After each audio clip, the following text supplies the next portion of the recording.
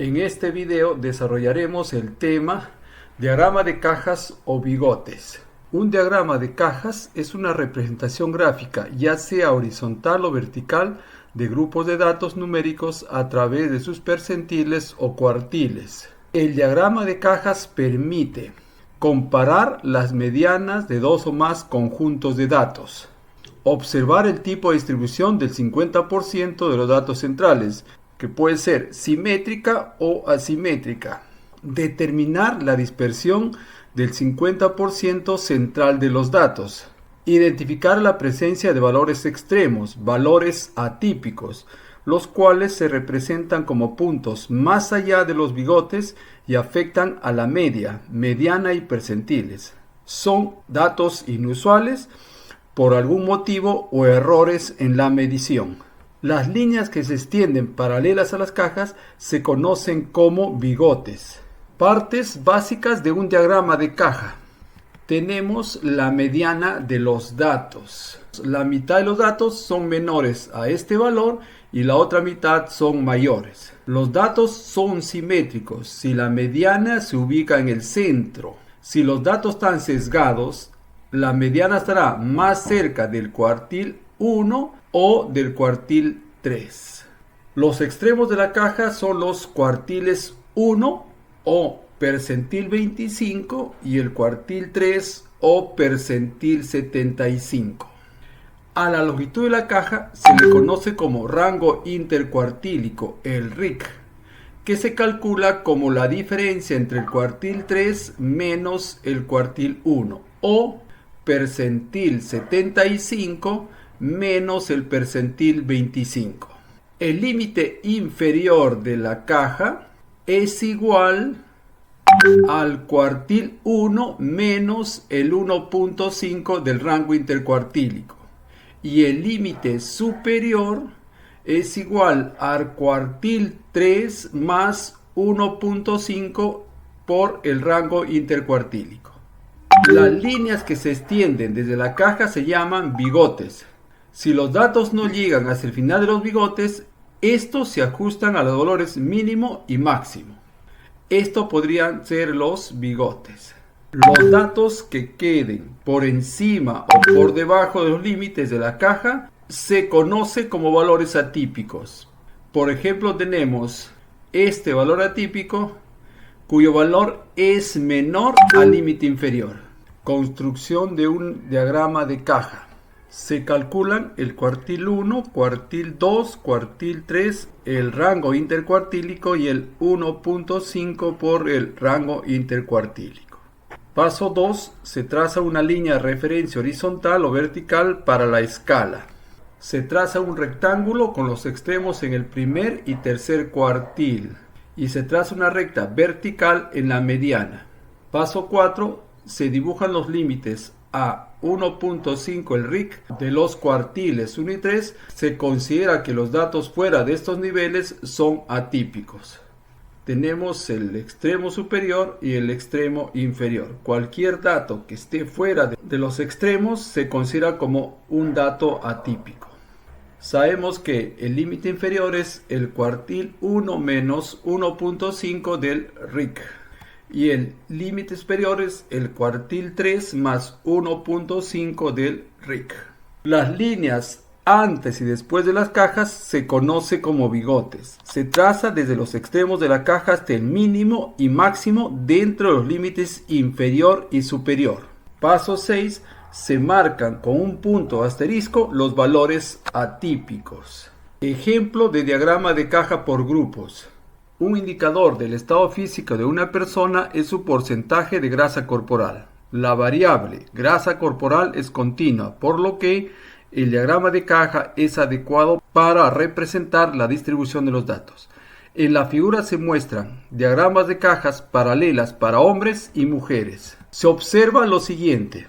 El grupo de los hombres tiene una mediana de grasa corporal más bajo. Esto representa la mediana de los hombres y esto es la mediana de las mujeres. Como estamos observando, la mediana de las mujeres es mayor a la mediana de los hombres, por lo que concluimos que el grupo de los hombres tiene una mediana de grasa corporal más baja. Los datos para los hombres tienen un sesgo negativo, ya que los datos están más dispersos debajo de la mediana que sobre la mediana, por lo que genera un sesgo negativo.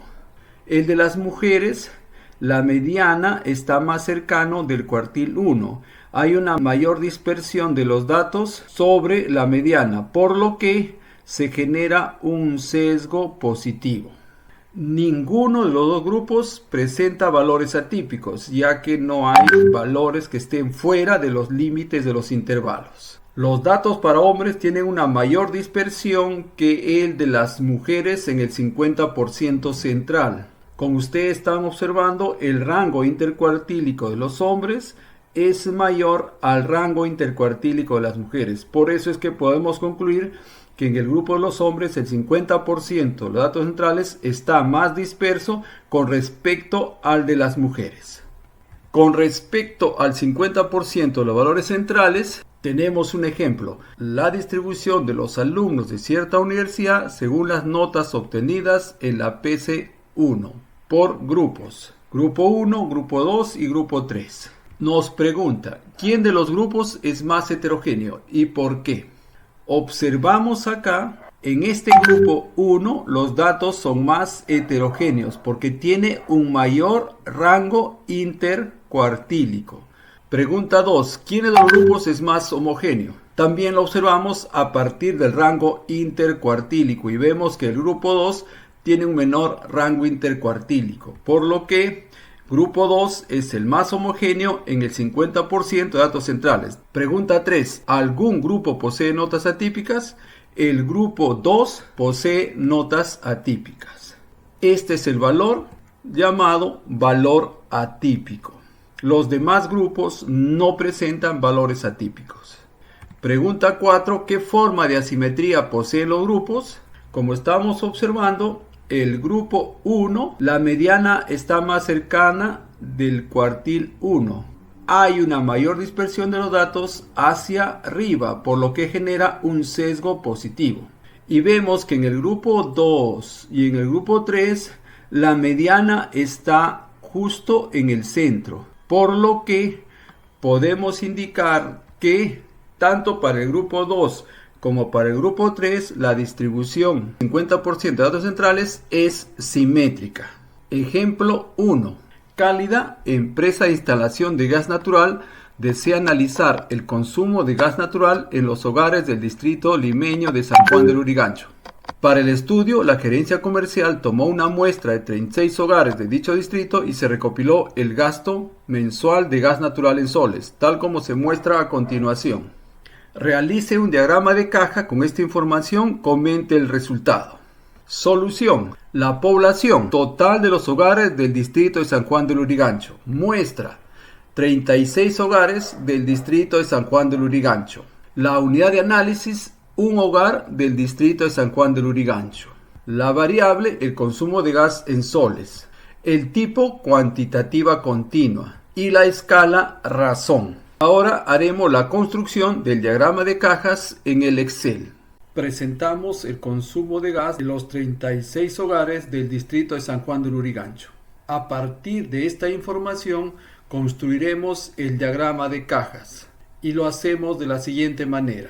Seleccionamos los datos, insertar gráficos recomendados, todos los gráficos, cajas y bigotes. Lo aceptamos. Ya tenemos entonces el diagrama de cajas o bigotes. Lo que tenemos que hacer ahora es el formateo. Seleccionamos estas líneas y lo eliminamos. Título: distribución de los hogares de San Juan del Lurigancho según el consumo de gas en soles. Clic en el gráfico y en la cruz, títulos de eje. En el eje vertical, consumo de gas. No hay título del eje horizontal. Adicionamos etiquetas de datos. Adicionamos la fuente.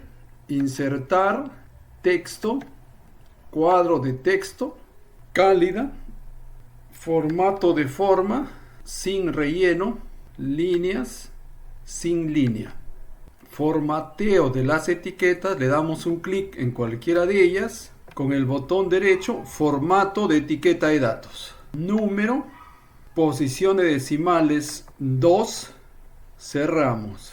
Un clic sobre este eje, mínimo, vamos a colocarle 18 y un máximo de 40.